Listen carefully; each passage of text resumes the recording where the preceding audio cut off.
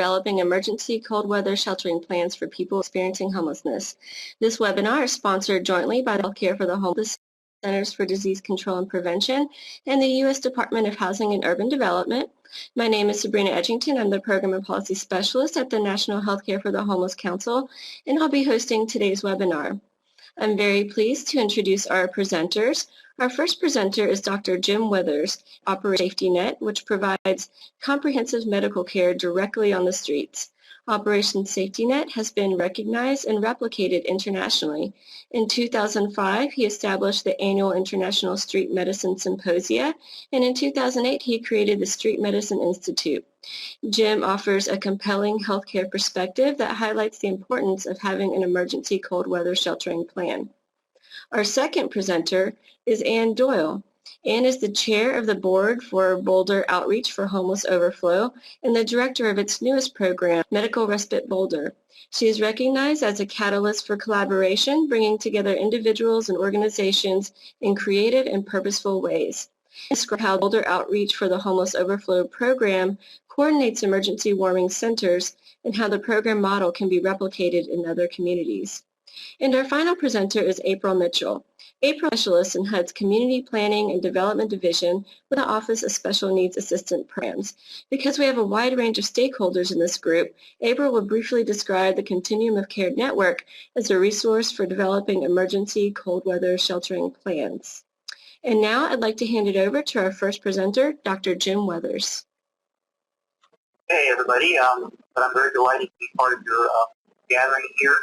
Part of the presentation is going to be a background from the outside the street folks that live out on the streets, which is my specialty. I practice medicine in Pittsburgh, Pennsylvania. My specialty is streets. For 20 years I've been visiting the folks that sleep outside, called the unsheltered homeless. Again, looking at the people that are on the streets, there's a variety of reasons they're out there, as you all know. Street homeless are folks that have fallen through the cracks, as you say. And if you look at them and get to know them, you realize there's always a reason that they're out there. Their alcohol addictions and drug addictions and mental health problems are, of course, big reasons. But we also have factors of long-term behavioral issues that usually stem from trauma that they've had. I know for a lot of you this is almost 101, but it is really worth thinking about in terms of who is not coming to the shelter system, who is out there, who is at the most risk for consequences of the cold weather. So back in the late 80s, we began to do homeless outreach. This is Mike Sallows, a partner that I've had who was formerly homeless for many years. The two of us then paired up to work with the street folks, and the field that emerged is what we call street medicine. These are the kind of campsites that we have in Pittsburgh. People are getting chased around, of course, by the police and others, but when they can, they try to find areas that prevent the cold from really getting to them in the wind. From the very beginning, we brought blankets and the things that you all do to the street people to keep them from suffering. But this photo reminds me of a gentleman that passed away here who died of exposure from the cold. The slide that you're looking at now, poignant for me, because it was where an older gentleman who'd been on the street for 30 years passed away from exposure in 1992. As is expected, the homeless hypothermia deaths in the United States do fit the kind of the pattern of the isotherms that you see on the weather channel, central areas being colder. And again, pretty obvious, the deaths that are related to hypothermia peak in the winter months. I was recently in touch with my colleagues in Moscow. We have a street medicine network that is pretty much in every part of the world at this point, and numbers there are really still quite sad. Just in one city, they have almost the rate of death that we have in our country. Talking to physician over there, she said that there's only one severe weather shelter in the whole city, which is probably around the size of New York City. And it's notable here that there is no accessible warming shelters, and that 90% of the deaths are amongst the homeless. Just touching base with Jim O'Connell and Stephen Wang's work on mobility index, which I'm sure you're also familiar with. One of the aspects there, which is relevant to the cities like Boston and our northern cities, is that if there's a history of cold weather injury, then those are the folks that are much more likely to die foreseeable future. Some definitions, very briefly. We have skin exposure, which if it's dry, it's chilblains. If it's wet, it's chronic trench foot. These also can lead to more severe medical injuries. Frost nip is something that you see most frequently and can be totally treated with the change in the environment of the skin. There's levels of frostbite. Basically, the 3rd and 4th degree are ones that usually there's loss of tissue. And then related, of course, is hypothermia. And these are the core temperatures of the body that define severity of hypothermia. Hypothermia is about the rate, I guess, of just the city of Moscow there that we were talking about. Of those that have hypothermia, it's about 50% of those people passed away. Treatment, real briefly, if it's mild hypothermia, you can take off any wet or cold clothing and provide the patient with adequate covering, and their own thermal regulation will take care of it. If the patient is in the moderate zone, then need external warning, and it's probably reasonable level to provide heating blankets, etc. if you have them. Those that have severe have to be brought to the hospital and potentially even placed on cardiopulmonary bypass with warming fluids, either in the abdominal cavity or through heart bypass. Risk factors for hypothermia and cold-related injuries are many, and this is just a few, but you have the factors directly relating to the conditions, and the folks that are at risk, of course, are those who are less able to self-care, whose priorities are elsewhere, and some people that just think that they can handle things that they don't when the weather really changes. Smoking and alcohol and these increase the vulnerability to the effects of cold, both in terms of your core temperature and your extremities, smoking. Some of the prescription medications can cause vulnerability as well, and degeneration through there and how much glucose you have in your system. And then I'd like to keep an eye on anyone who's had a previous cold-related injury is someone that you really want to keep an eye on.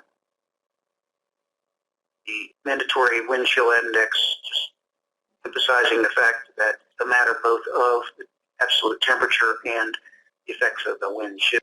This connects with our 4 basic reasons for heat loss, which street people figure out.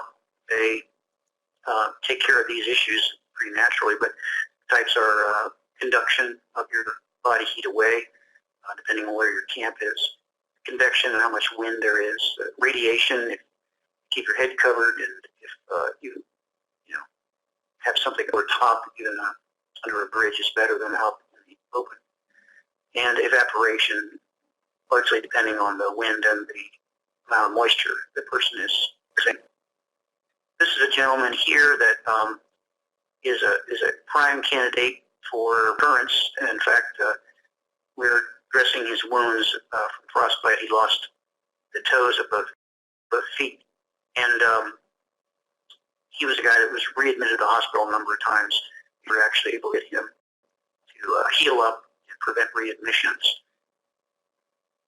I have this theory, the pothole theory, that when the weather changes rapidly from cold to not so cold, and there's moisture involved, you get potholes, and it seems like the same time frame in which circumstances in which you see more loss of toes, people getting wet and then suddenly freezing up their clothing, etc. So it's the pothole theory. I don't think it's evidence based, but it's something that does seem to play out. This is an example of one of our creative friends who's over top of a heating grate and has placed some material to hold the heat in and keep themselves warm. So prior to having a severe weather shelter, this is kind of the strategy that we most often saw if people weren't able to get indoors. Another example of a guy here who, due to his mental health issues, was someone that we had to target. So we try to find these people and stay on top. Okay, moving right along here, this is emphasizing that there is a high recurrence rate of frostbite injuries, and these are some of the medical problems that just graphically show. This is trench foot, and you can see the cracks there. This is something you need to get on top of before it turns into deeper seated infections. Usually there's fungal elements to this, and mostly it's just getting the feet dry and not re-exposed to those conditions. For mild frostbite, usually associated, you just want to soak the feet or hands in warm water. It'll hurt, so you have to think about analgesia, but you want to use water because it's a better conductor of heat, just like it is to the cold in the outside. Please avoid refreezing. If someone's got some mild frostbite, the last thing you want is for the tissue to refreeze. It does much more damage to them. This is a fellow who passed out in the snow, and he has second degree frostbite here of his hands. This is a case study of a fellow who had mental health issues, no substance abuse, that lived in this collapsed refrigerator box. This night we're actually attempting to get him involuntarily hit. Unfortunately, he was sent back to the snow after seeing an emergency room. So we had a lot of work to do to educate the hospital systems, mental health systems, to work with us in concert to prevent the loss. We also have a 24/7 number in which any emergency room can call if they have someone with any medical or other issue, but also particularly the frostbite. This is that person, unfortunately, who lost his toes after some weeks. The tissue that's dead defined itself, and then this is something that we don't want to see. We've been without any loss of toes for over 7 years in Pittsburgh. I think it's through our systems approach. It was minus 20 degrees in Pittsburgh for 11 nights back in the early 90s, which prompted us to start the severe weather shelter, which we run now. And we integrate it so that the people that don't come in, we still provide with sleeping bags and the other things that they need. So I like to think of it as a holistic approach to the whole city, kind of zone coverage, in which there's trust with the street people, so they'll come. Culture of the shelter is appropriate, and then we monitor who's not coming in. Housing, again, is the main thing that we try to focus on. Through our trusting relationship and Housing First money, we've been able to house over 700 people in the last 7 years. All right, thank you very much. I'm going to talk with us a little bit about Boulder Outreach for Homeless Overflow. Boho has a set of emergency warming centers, which I'm going to describe to you. Boho is a nonprofit. We're a 501c3 that was incorporated in 2009. So we're a young organization, but our mission is to meet as a community the emergent needs for basic shelter and care not served because of gaps in the support network. And that's a pretty important mission because there are a significant number of gaps. We consider ourselves to be the safety net for the safety net. We're a very grassroots organization, and we're very careful not to duplicate the resources that are available. They are scarce, and so we want to be sure that we're just doing things where there are gaps.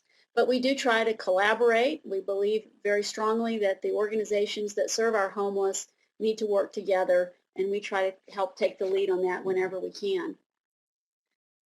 Boho has two programs, the emergency warming centers, which are the topic of our discussion today, and Medical Respite Boulder. Let me just speak briefly about Medical Respite Boulder, and that is that we started in late March of 2011 with a pilot program. So we've had about, we had 15 episodes of care over a period of 6 months. We're now in a state where we're trying to find funding and develop an operations plan. It's a catalyst for collaboration, and we have lots of organizations that work with us. So we're very excited about medical respite. But I do want to talk more about the emergency warming centers. So why did Boho start the emergency warming centers? Well, basically, the reasons were many. There's several. So let me talk a little bit about that. The Boulder Shelter for the Homeless, which was built in the late 2000, almost 2007, 2008, is a wonderful new facility, but it can only house, with emergency shelter, about 120 people. So from October 15th until October 30th is when it's open, and they are, folks can come in and stay just at night. It's closed during the day. They also provide transitional housing for 40 adults year-round. The other interesting thing is that people who come and stay in the emergency shelter can only stay for 90 nights during any given winter season. So there's a limitation in terms of the numbers of folks who can be served. In the transitional housing program, people can stay for 9 months, but that's, again, a limitation in time. So if you put that together with the results of our point-in-time survey, which is that we have 914 and almost 1,800 homeless folks in Boulder, that means we have way more people than we have places for people to sleep. If you combine those two facts with the simple report on temperature, this is the mean high temperature up here, and then the mean low temperatures. And you can see that for 7 months of the year, the temperatures get pretty low. The average temperatures get low. And our, the range of temperature can actually go down into sub-zero range fairly frequently during the winter. So 7 months of the year, the average low temperatures can lead to death or hypothermia, as Dr. Withers described to us. So Boho felt something had to be done. We created Boho. It was actually an interesting story. It was a homeless man who worked at our emergency day shelters, and he is the one who actually came up with the idea of having emergency warming centers. He worked with the director of the day shelter to create the model of contacting a number of faith communities and actually establishing them and opening them with the help of some of his buddies. So it was really a wonderful start. They ended up being incorporated and in 2009, and then we developed a board and just went right on with it. So let me describe to you a little bit about the model for Boho and the emergency warming centers. What we do is provide a safe, warm, dry, legal place to sleep for all those in need. It's interesting to talk about the legal aspects because we've had quite a time in Boulder recently with the camping rules that keep people at risk, but there are very few places that people can sleep legally. The second principle of the warming centers for Boho are to use existing facilities. We feel like that's really important. We don't want to have another shelter. We have a beautiful shelter here in Boulder, and we don't need another one. We want something so that we can come and go and be flexible as needed and can wrap up when we need to. And hopefully, with the 10-year plan to end homelessness that's about underway in Boulder, that we will soon be put right out of business. That'd be great for us. The third principle is that we really involve the homeless community. There are nothing about us without us, so we really, the folks who work for us all have experienced homelessness, and I'll talk more about that. The fourth principle is that we are not calendar related in terms of opening, but criteria related. So let's talk more about how that works. All right, in the 2010-2011 season, which was last year, we provided 153 emergency warming centers, and that supported 11,195 guest nights. We're in the process of trying to figure out exactly how many people that represented. We don't know that at the moment, but we know that it logged in every night 11,000, almost 11,200 people. It's a significant number of folks. And we did that at a cost of about $4 per person per night. The significant thing also is to note what a shift that was from the season before, when we only had 81 emergency warming centers and 3,392 guest nights. Up here it was a close to 74 people per night, and down here closer to 44, 45 people per night. Part of this was a change in weather criteria, but just in terms of the sheer numbers of people, it probably represents that we know that the community was getting used to having warming centers and taking advantage of them. We're very glad of that. And when we look at the numbers for this season so far, we had our first warming center on October 8th. And as of January 7th, we'd had 67 and a total of more than 5,000 warming guest nights, And that represents a 30% raise. At this point, we can expect probably 15,000 guest nights by the end of the season. So how does the model that I've described to you translate into action? What's the actual work that goes forward? Well, here is the steps. The operations manager, a man who is hired, he has experience of homelessness himself. He makes the call as to whether he thinks that the temperature criteria are going to be met on any given night. So those criteria are 38 degrees Fahrenheit and wet, or 32 degrees Fahrenheit and dry. And it's really a trick sometimes, especially at the beginning and the end of the season, to try to guess. And if it's a degree off one way or the other, we try not to get too worked up about it because it's still plenty cold. It tries to take into account other factors like wind and ground wetness, because as Dr. Withers said, those are very important for hypothermia as well. Even at 32, 38 degrees with a strong wind, you can feel pretty chilly.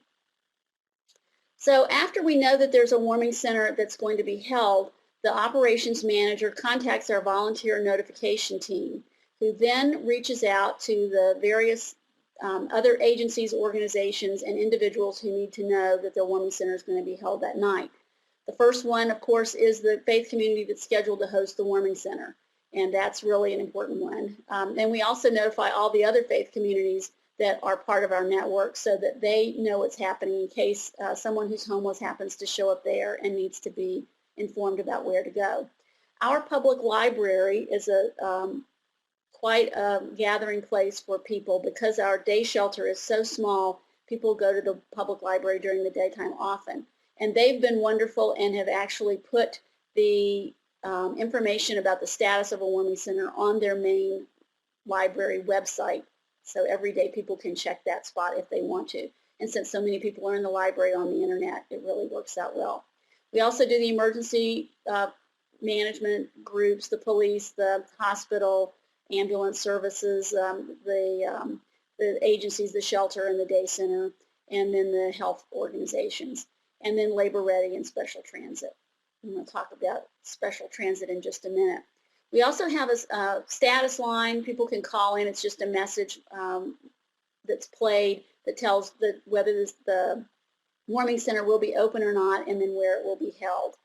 We have our own website. We put the information up there. We have a Facebook page. A number of the homeless community, use those as their main information sources about whether there's going to be a warming center. And then we have a few individuals who are kind of key informants.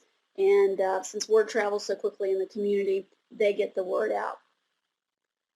So let's say that happens, then everybody's notified. The next thing that happens is that the faith communities activate their own volunteers to assist with setting up for the warming center. We have a schedule of 7 faith communities that host the warming centers, and they rotate on a regular schedule. So, for example, on Monday nights, it's always St. Aidan's Episcopal Church. On Tuesday nights, it's always Boulder Mennonite. So at any rate, they rotate through, so people know if it's Tuesday night and the warming center's open, then they know to go to Boulder Mennonite Church. We have 8 other faith communities who support the process with volunteers, with food. Boho itself doesn't provide food, but we do rely on the hospitality of the host communities to provide some food. They bring in gear, socks, boots, coats, scarves, the usual stuff, and then they also are generous with funding to support us. I thought I'd show you a couple of, I wanted to just mention one other thing about the faith communities. We do have a number of different religions and denominations. So most of the faith communities are Christian, but we have 2 Jewish and 1 Muslim community that's participating in our network, and it's wonderful to have such diversity. We're a religiously neutral organization ourselves, but it's great to work with partners who bring care about one another and care about our community to the table. So I thought I'd just show you some pictures of setting up a warming center. This is the church hall at St. Aidan's Episcopal Church in Boulder, and you can see that you know, these walls here are movable, so it opens up the whole space. Everything has to go, so the room is emptied, and then what happens is the volunteers come in and lay the blankets down. There are 2 blankets per person, and it kind of, you know, they're all sort of sorted out and spread around. So we fill up this room, and then back down this hallway is the chapel area, and we put folks in that as well, and they've had the maximum number of 112 guests. This is another one of our faith communities, and you can see this is also their church hall. All the equipment and furniture all has to go. So volunteers and staff are clearing the room out there in that picture. And interestingly here, they have carpet instead of concrete floors. So they put down plastic just to keep, you know, the carpets clean. We occasionally get food spills, beverage spills, that sort of thing. And here we've got the whole team of volunteers and staff working to lay out the blankets in a sensible arrangement. And there's always some disagreement about the way that should go. So getting to the warming centers is always a trick. Most people walk to get there, and I'm going to show you a map in a minute about where they're located, but we were very fortunate that Special Transit, which is a special not-for-profit transportation system, it's not part of our usual regional transportation system, but they offer a free bus service, free to the homeless folks that we help subsidize with our own grants. They go to and from the homeless shelter every 6 nights a week, and so the folks can get on downtown, right up to the shelter, and then because the shelter has a lottery system, because they often have more people who want to stay there than actually can. Anybody who's turned down from the shelter or who gets a really high number and feels like they're too much at risk of not getting in, then they can hop on the bus and ride down to the warming center. The bus then makes a second stop downtown, and that is really a good thing, because then people who don't want to go to the shelter can start off downtown and catch the bus to the warming center. This map shows you how this works. The top blue dot is where the Boulder Shelter for the Homeless is located in Boulder. Right in the middle of the map is where the downtown Boulder area is. Up north is the Boulder Shelter, and then the red dots indicate where the faith communities are located. So the bus passes, starts downtown, goes up to the shelter, comes back to downtown, and then goes out to each of the faith communities where the emergency warming centers are held. At 7 p.m., the doors to the warming centers are opened, and their guests are welcomed in, and they're always glad to come in. The first thing that they do when they come in is sign in. There's a sign-in sheet that's just we're not computerized with nice, login facilities, but we do have a sign-in sheet, and everybody takes that very seriously and signs in. We are letting dogs come into our emergency warming center. One of our sites has strict rules that the dogs have to be kept in kennels, and we're frankly moving in that direction for all of our sites, because it gets to be a little bit difficult with dogs taking up, too much space and disturbing people and that sort of thing. So we're moving towards mobile kennels. They'll still be able to stay inside, though, because we care about our animal friends as well. Once the folks are in and signed in, we usually have a heavy snack or meal during the evening.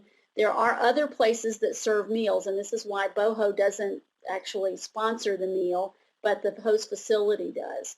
And we count on that hospitality to actually provide people with a little something, a little snack to get them through the night. And but we don't really do the meals as part of Boho, because, again, we're trying not to duplicate services that are offered by others. So it's an interesting thing. Each of the communities has their diversity in terms of what much they do with the folks once they're there. At this site, they have movie night every Friday night, and folks are all watching the big movie up on the top of the big screen. They also serve a potluck dinner every other week, and so they invite the whole congregation to come and spend the evening with our homeless guests until lights out. So kids come, you know, the moms, dads, kids are there. These children are the daughters of our volunteer coordinator. I love that picture because it shows them so busily watching the movie while there's a guy snoozing just feet behind them. But it's they're there all the time, and they really enjoy coming. One of our other sites, you know, this is a good example of Lady Brings homemade cookies. They didn't last very long, I can tell you. They were a popular item. And then that same community has music night. So they sponsor the warming center every Monday night, and they have music just about every Monday night. And the guests all really enjoy that. So it's sometimes they invite a guest to participate, and it's kind of fun. But the diversity of the community is really a good thing. So then at 9 o'clock, it's lights out. Everybody has to settle down and go to sleep. So as I mentioned, the features of the warming center, we have an average of about 75 people per night. We actually reached capacity. One of our sites is fairly small. They can accommodate up to 85. And we were challenged one night. I mean, our range has been down to 35 the very first night we opened, up to 112. When we get up into those higher numbers, it's necessary for us to think about opening an overflow for the overflow, and we've had to do that 3 times this season. It's a challenge because, you know, once people are all at one site, it's difficult to move and open up a second site, but we do if we need to. We have our lead staff and client staff. The lead staff work pretty much a 40-hour week, and the client staff much less than that. We have 15 people actively on the payroll currently. Most of them are client staff, and we have maybe 3 of those on at a shift, each shift. So what happens is lead staff will also stay awake at night. The client staff is there to help set up and you know, make sure that the blankets are laid out and everybody's there, and can help tidy up, make sure the garbage bags are emptied, that sort of thing. But one lead staff stays awake overnight. We're actually in the process of considering opening up, having 2 lead staff at each night because of the numbers of people, and because in some facilities, the space is not contiguous, so it's difficult for people, the lead staff, to be present and watchful in 2 different rooms at once. The staff are all instructed to use 911 if there's any disturbance or anything that they feel uncomfortable with, and that's something we just don't even hesitate. And as I said, lights out at 9 o'clock. It's not necessary for our guests to arrive sober, but they must be willing to lay down and be quiet. That's really key, because once everybody else is asleep, they get pretty angry if they get woken up by somebody who's come in and is kind of rowdy and noisy. There are obviously no alcohol or drug use on site, and that's part of what our staff, both the lead and client staff, do, is peruse the perimeter, keep an eye on things, make sure that nobody's trying to sneak stuff when they're not supposed to. The police actually like our warming centers and will bring people that they find to stay there rather than taking them to the addiction recovery center if the person is not so inebriated that they're at risk for themselves and others. Then people go to sleep, everybody makes it through the night, and lights are on at 6 a.m. Volunteers arrive to serve coffee and a light breakfast, usually a breakfast bar and piece of fruit, and then the guests leave by 7 a.m. The staff then is there to clean the facility. Sometimes, depending on the site, volunteers will come and stay and help them with the cleaning process. And then by 8 o'clock in the morning, it pretty much looks like it did before they got there. That's our goal, is to try to return the facility for active use in the day by the faith community with no signs of us being present. And this is kind of what it looks at wake up. Everybody's kind of grouchy and waiting for their coffee. That's the main thing everybody wants, just like everybody else. So Boho also is available to open emergency day shelters if the public buildings are closed. As I mentioned about the library, if the daytime temperature is below 20 degrees. We do use the faith community buildings for this. We were open 4 times last season, not so much this season because on holidays we've been blessed with fair weather, so that's a really good thing. We're exploring how to arrange for legal outdoor sleeping in the summer times. We'd like our faith communities to consider letting people sleep or camp out in their, in the yards. We did a pilot program last summer. We had good success with that, so we're going to explore that again. Just want to go back to the kind of underlying tenets here about Boho, what makes this all work. We are a homeless organization serving the homeless. We have no particular building that's our own. We're very fortunate to use the facilities of the faith communities as they've opened their doors and let folks who have no place to be sleep. We rely on the partnerships with faith communities for both their buildings, for volunteers, for donations, and for food. Medical respite, the other program, also, we have no building. We use a motel-based model, so that's been a consistent theme in our program so far. We have no paid administrative staff either. We have a working board, and I'm going to talk about that again in a minute, but that's really been an interesting thing that is part of our grassroots in terms of forming.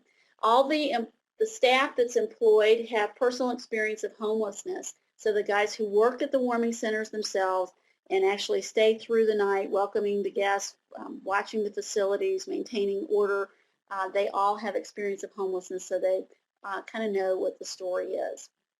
Boho has a diversified income stream that it comes from about 1/3 from local governments, about 1/3 from other organizations like foundations and faith communities, and about 1/3 from donations. We operated on a budget for the warming centers of about $75,000 last year, and it'll probably be about the same. I'm sorry, not $75,000. That was for the whole Boho budget. We were about $60,000 last year just for the warming centers. So we were very, very lean and very, very glad to provide that service at a very reasonable cost. And as I mentioned, we are very collaborative. We like to work with the other homeless organizations who serve the homeless, as well as the city and county offices. We do rely heavily on volunteer support then. As I said, if we have no hired staff, then we count on volunteers. Our board, which is 9 of us, work on average of, 325 hours a month. As the chair of the board, I put in the bulk of that. We do all the work that an ED does in terms of applying for grants, doing all the things that need to happen, and solicitations, fundraising, as well as managing, making sure that our operating staff know what to do. The volunteer coordinator is new this year, and she's been wonderful and really helps to coordinate so that people can volunteer across the faith communities. It's not just somebody going to their own faith community, but we also have people from the community, the general community, not just from the faith communities, coming in and participating. So we have many, many hours of volunteer time for which we're very grateful. So the need for emergency shelter is real and extensive. We know that. We see it, and it's growing. As I said, our numbers from the first season to the second were up 220%. Last year to this year, we might see a rise of 30%, and we just wonder just how much it can grow. We're glad that we can provide the service, but we're worried about it being, just continuing to grow instead of stopping. We're hoping for housing, as Dr. Withers said. That's the answer, and we're certainly wanting to have that happen. We're trying to document our experiences, policies, and procedures so that we can share those with other places. We really would like to see our model replicated. With regards to emergency management in Boulder County, when I first talked with Sabrina, it's when I learned that the homeless community might not be on everybody's radar to know if there was an emergency, a fire, a flood. Boulder's at risk of flooding, and so I started asking questions, learning that there were, in fact, gaps there that Boho might fill again. So we are starting to ask questions and to initiate collaborative meetings so that we can address how notification might occur for the homeless population in Boulder if there was an emergency situation. And there's a wonderful warm receptivity to this question, I'm happy to report, and so we're very glad to take the lead and get that going. I just wanted to show this one last picture. This is a fellow who was a guest at our warming centers all last season on a regular basis, and this year works as client staff. He's become a friend of mine. I see him all the time when I go and visit the warming centers, and we're psyched that we can serve people like him. He needs a place to be, and we're glad we can do it. So I thank you for your attention or learning about Boho. I invite you to our website so that you can see and can see what the organization does, what kind of work we do, learn more about how we're open, who's involved and participates in it. And I invite your emails if you have particular inquiries or questions that you'd like me to answer. Thank you very much, and I look forward to the questions that you have. Thank you, Anne. And now I want to introduce April. April will be speaking from HUD very briefly about how you can be using your continuum of care as a resource for planning. April? Thank you, Sabrina. We were asked to present some information about how HUD's funding or the continuum of care funding or ESG funding can be worked into this presentation.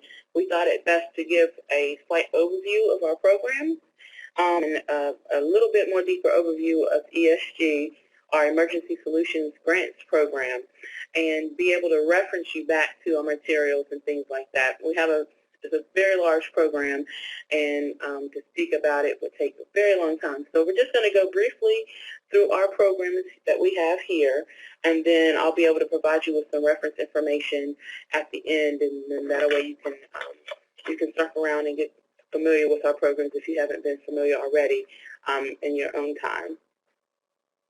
So my name again is April Mitchell. I work for the Office of Special Needs Assistance. And we have our Special Needs Assistance programs. It's actually a funding opportunity for our HUD Approved COCs. So for this topic, COCs are an organizational opportunity to network and collaborate as a resource in your communities. So you can use the CSCs to gather information. They collect lots of data and things like that that you can use them for, as well as planning with your different projects. The program was created by Stuart B. McKinley Homeless Assistance Act in 1987. And the grant program that we actually represent the primary source of federal funding for programs servicing the homeless. The programs have changed since then. Back in 2009, we received some legislation changing our programs. It's called the Homeless Emergency and Rapid Transition to Housing Act. This made very significant amendments to our original program.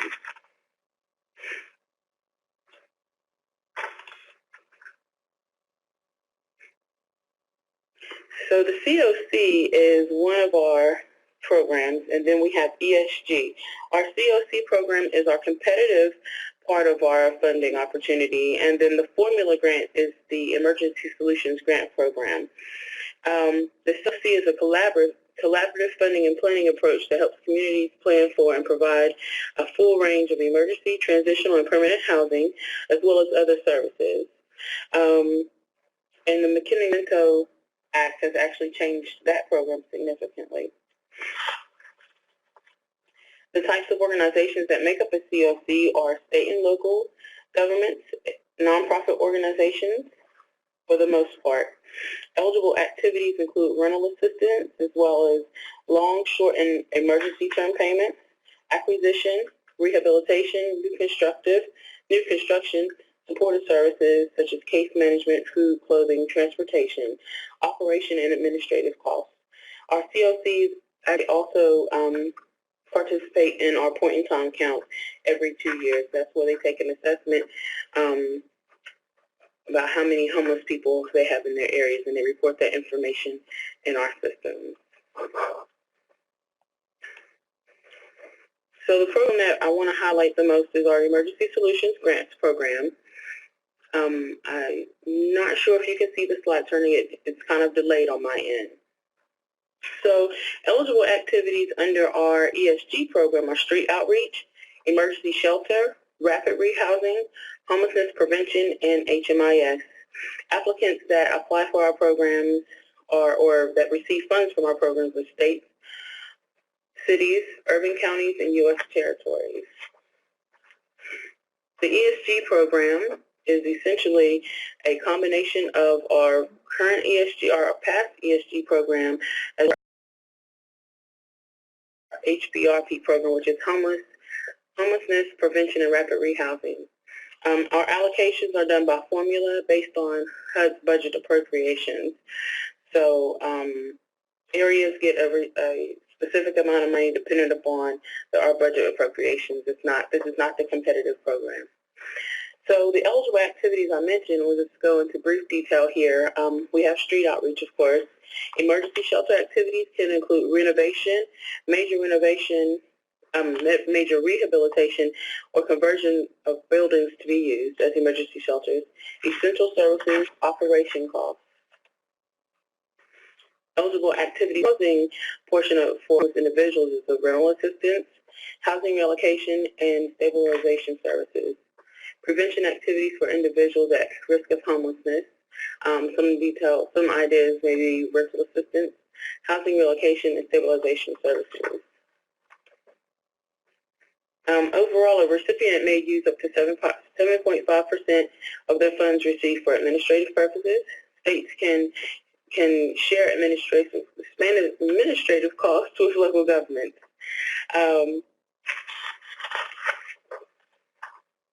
As in terms of resources for our programs, this is a very brief overview, like I was saying. Most of our resources can be found at our HUD HRE. When you go to that site, that is our one-stop shop for all information for our programs.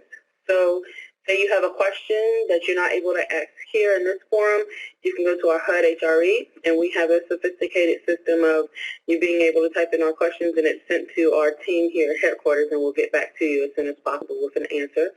We have a searchable FAQ database. So all questions that we receive throughout the year, we have them posted there to review. We have our notices, our NOFAs. We have a resource library. We have our COC contacts located on that site. Any data and reports that we put out, they're all on the site.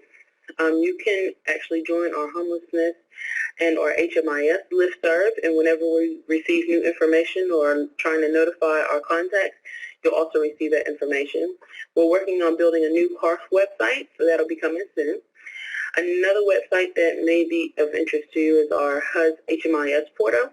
So anything HMIS related will be on that site. And then we also have our HUD overall, our HUD website, and that's www.hud.gov. Any questions that you have that may be more complex or maybe more specific, you can always, again, go to our HUD HRE info site and ask a question in our help desk. That is it for our presentation from HUD. I'll turn it back to Sabrina for our question and answer session. Thank you, April. And is there a particular reason for the 90-night maximum stay in the shelter? Yes, Sabrina. The idea behind that from the shelter's philosophy is that folks need to not depend on the shelter for their homes. They want to have enough nights of coverage so that they have a safety net, but not enough so that they don't activate themselves to look for alternatives. Thank you. The next question also for Ann. What alternative places would you recommend for emergency warming sites? Someone in Alaska where emergency warming centers are needed many months and many days, continuous days, and churches just don't have the capacity for warming centers. Okay, that's an excellent question. And, I think that the faith communities, one of the good things about that from here, it has to do with zoning requirements. We've looked at retail space, so if there are empty stores or warehouses, but oftentimes the localities have rules about what can happen in those spaces. And the good thing about faith communities is that they have a hospitality freedom in the local requirements that other places don't have, so they can invite anybody in, and they have insurance coverage for them and that sort of thing. So it's one of the reasons why we've stuck with that. Not only that, but the volunteers then are very receptive to helping. So, you know, I think you just have to be creative. You have to look around and see. You have to talk with your own city planners and see, you know, if there are rules and regulations about space that can be used. We tend to sometimes, and I'm embarrassed to say this, do it first and ask, you know, forgiveness later. It's one of those things where you just want to see if it goes. If somebody complained about it being in churches, then we might have to do something else. But it's worked out pretty well. Like as I said, this is our third or fourth season so far. Thank you, Ann. One other question for you, Ann. The Boho program, do you take women, men, and families? We take men and women. We take adults. Children we don't think are appropriately served best in the warming center, so we often try to get motel vouchers, or there's another agency, Emergency Family Assistance Association here in Boulder, that's better for families. But generally speaking, it's for adults. We sort of are thinking about next year having special shelters for women and couples, and then one for men. Thank you, Ann. And that concludes our presentation. We're out of time. We do have some resources available that our participants might be interested in checking out if they're looking at trying to establish emergency warming shelters or emergency warming centers.